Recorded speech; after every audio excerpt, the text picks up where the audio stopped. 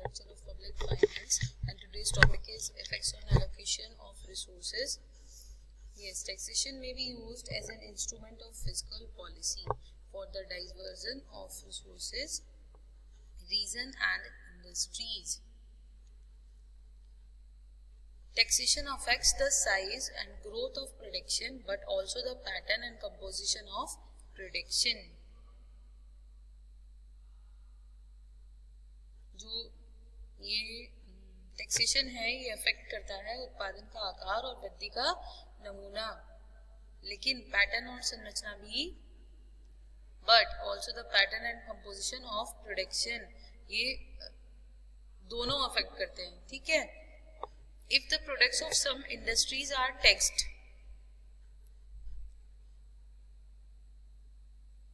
अगर कुछ उद्योगों के जो उत्पाद हैं उन पर टैक्स लगाया जाए, their price would rise and the demand may increase, which will reduce the profits also.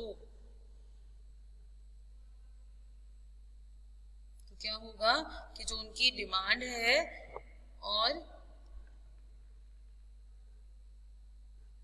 their price would rise, जब उनका प्राइस इंक्रीज होगा क्योंकि टैक्स इंपोज होगा, प्राइस इंक्रीज होगा, एंड द डिमांड में डिक्रीज, और डिमांड क्या हो जाएगी, डिक्रीज हो जाएगी, और फिर उससे क्या होगा, विच विल रिड्यूस द, वो और क्या रिड्यूस कर देगी, रिड्यूस द प्रॉफिट्स ऑल्सो, वो प्रॉफिट्स को भी रिड्यूस कर देगी.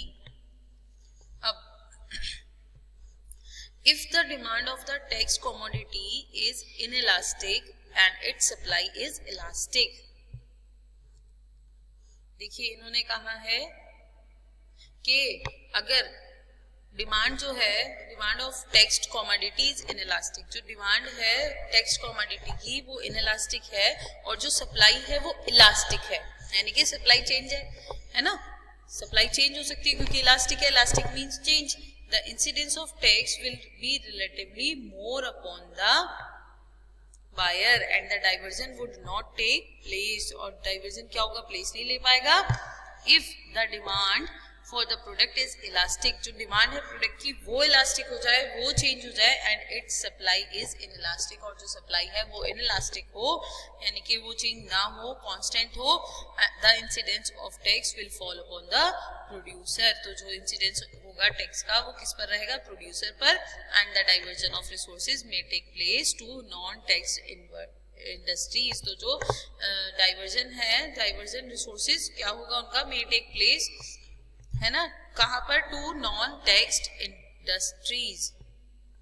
अब ये वेरियस फॉर्म्स आती है डाइवर्जन की, इसमें एक डाइवर्जन ऐड हुआ था, डाइवर्जन की, this diversion will depend upon the elasticity of demand and supply of the products. और ये डाइवर्जन क्या है, वेरियस फॉर्म्स ऑफ डाइवर्जन दी गई हैं, और डाइवर्जन की फर्स्ट फॉर्म है harmful diversion.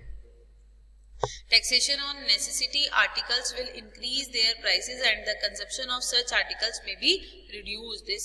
The rise in price will reduce the demand and hence reduce the production of such articles.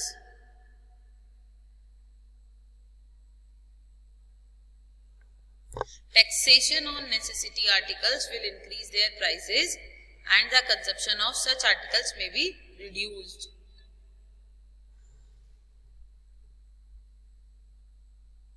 क्या होगा, आवश्यकता लेखों पर कराधान से उनकी कीमतों में वृद्धि होगी और ऐसे लेखों का निर्माण कम हो सकता है.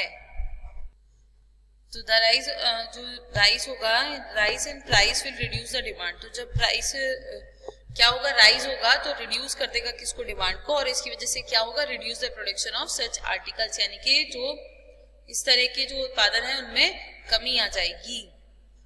नेक्स्ट आता है हमारा बेनिफिशियल डाइवर्जन. बेनिफिशियल डाइवर्जन क्या है, टैक्सेशन ऑन इंजरीज आर्टिकल्स में डिस्करेज देयर प्रोडक्शन. देखिए जो इंजर्ड आर्टिकल्स होते हैं वो क्या करते हैं, डिस्करेज करते हैं, है ना, प्रोडक्शन को. Taxation on such articles will increase their prices and the consumption of such articles may be reduce and the resources may be diverted to some other useful articles. जो ऐसे लेखों पर सत्री उनकी कीमतों में वृद्धि करेगा और ऐसे लेखों का निर्माण कम हो सकता है और संसाधनों को कुछ अन्य उपयोगी में बदल दिया जा सकता है, यानी कि डाइवर्ट कर दिया जा सकता है. A tax on production A tax on the production of luxuries may divert the resources to some other articles of necessities. Third one is resources from one state to another state. यानी कि एक diversion करना एक state से दूसरे state में in a federal system of political setup, यानी कि राजनीतिक की संघीय जो व्यवस्था है. If different rates of taxes are in the states, अगर डिफरेंट रेट है टैक्सेस के स्टेट में, द डाइवर्जन ऑफ रिसोर्सेज, तो रिसोर्सेज का डाइवर्जन हो सकता है, मे टेक प्लेस, वो उस जगह को ले सकते हैं, where the burden of taxation is heavy, जहां पर बर्डन टैक्सेशन का जो बर्डन है वो हैवी हो, to the state where the burden of tax is not heavy, और उस स्टेट में ट्रांसफर कर सकते हैं, डाइवर्ट कर सकते हैं जहां पर टैक्स का बर्डन जो है वो ज्यादा हैवी ना हो. Next one is protection and diversion of resources. Protection and diversion of resources. और इसमें बताया है when a government decides to give protection to certain industries. जो गवर्नमेंट है वो डिसाइड कर लेती है प्रोटेक्शन करने के लिए certain industries का, there may be diversion of resources. तो वहां पे भी एक रिसोर्सेज का डाइवर्जन होता है फ्रॉम अदर इंडस्ट्रीज, दूसरे इंडस्ट्रीज से टू दीज इंडस्ट्रीज, यानी कि दूसरे इंडस्ट्रीज से उस इंडस्ट्री में. ठीक है. In the long run the industrial development would be rapid, यानी कि लॉन्ग रन में क्या होता है, जो इंडस्ट्रियल डेवलपमेंट होता है वो क्या होता है, रैपिड होता है. रैपिड है ना. If unemployed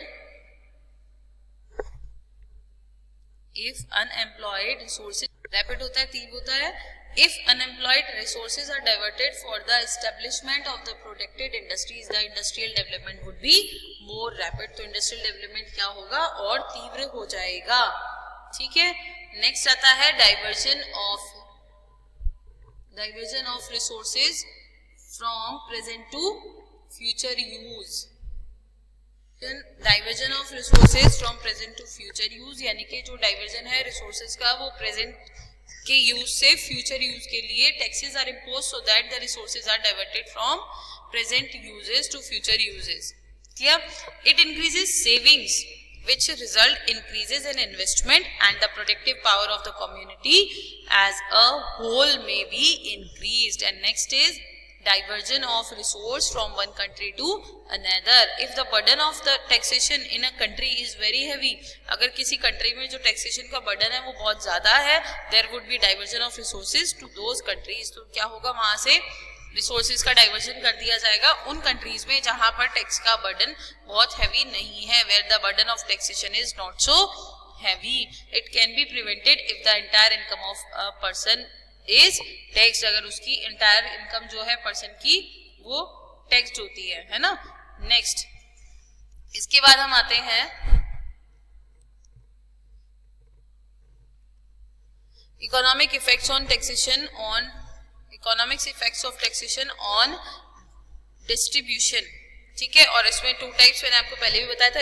economic effects of taxation on distribution है, इसमें टू टाइप्स हैं. इसमें economic effects of taxation on distribution को बताया है पीगू है, जो पीगू ने कहा है if national dividend is not reduce, जो नेशनल डिविडेंड है अगर वो रिड्यूस नहीं होता, every improvement in the distribution of wealth which may increase the poverty may increase the collective welfare. और इसी के साथ स्टेबल ने भी कहा है if the socialistic regime is the goal to be sought, there are more direct and more effective modes open than the manipulation of taxation.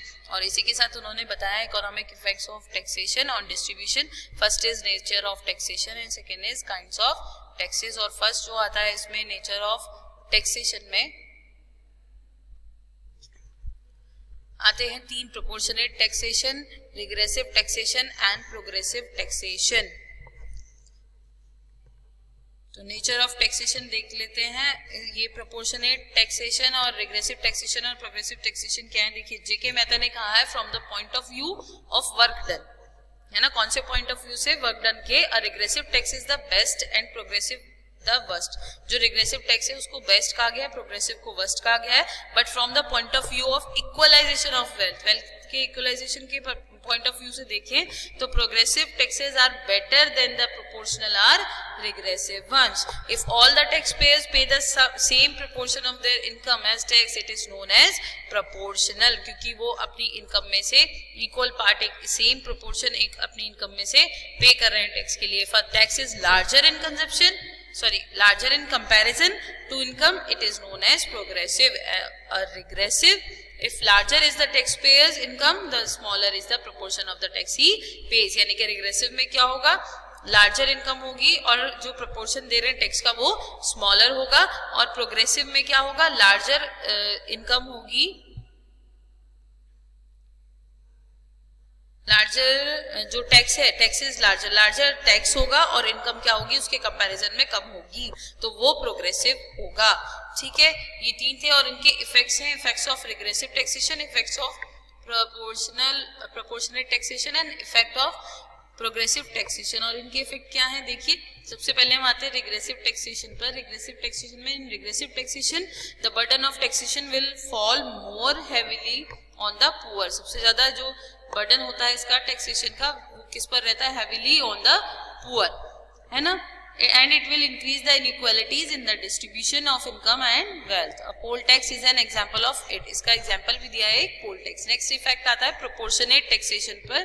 Proportionate taxation under it inequalities would continue as before if the income remains the same. अगर income remain रह जाती है same, if the income changes in unequal proportion the inequalities in income will increase. The burden of taxation falls more heavily upon the poor than the rich as the income increases. And last one is progressive taxation.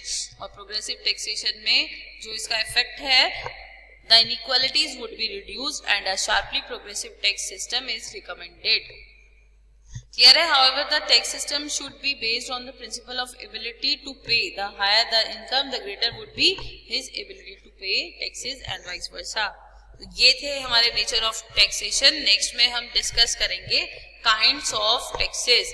ठीक है, kinds of taxes next lecture में हम discuss करेंगे. तब तक के लिए thank you, bye bye, stay home, stay safe, be careful.